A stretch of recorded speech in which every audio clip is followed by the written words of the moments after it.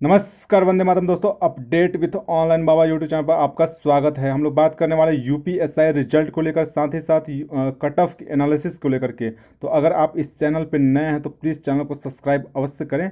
तो चलिए चलते हैं।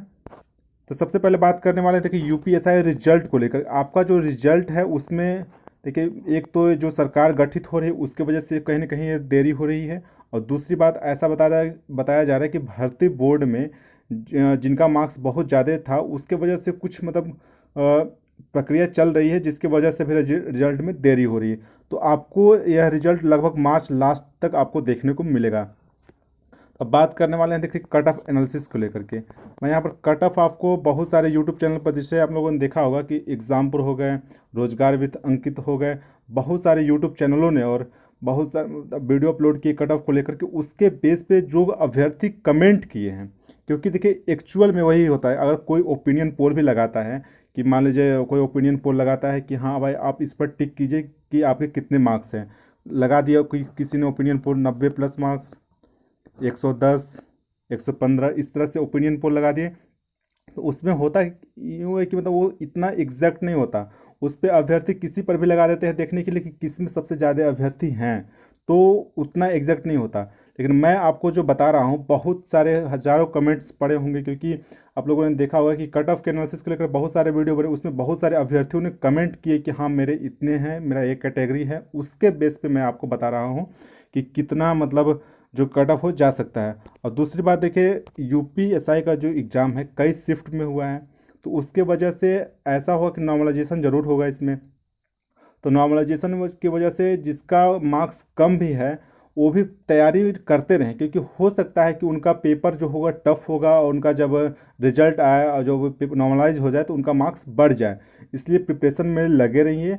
देखिए, जब तक रिजल्ट ना आ जाए आप हार ना मानिए, क्योंकि आपको अगर अच्छा थोड़ा सा मार्क्स है तो आपको लग रहा होगा कि थोड़ा मार्क्स मेरे 2-3 कम है, तो उसके वजह से आप प्रिपरेशन मत छोड़िए, लगातार फिजिकल की तैयारी करते रहिए, क्योंकि हो सकता है नॉर्मलाइज स्कोर होने के बाद आपका बढ़ जाए।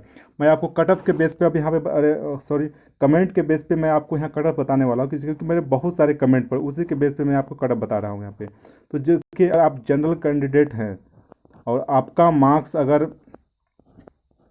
106 प्लस है तो आपको फिजिकल की तैयारी करते रहना चाहिए।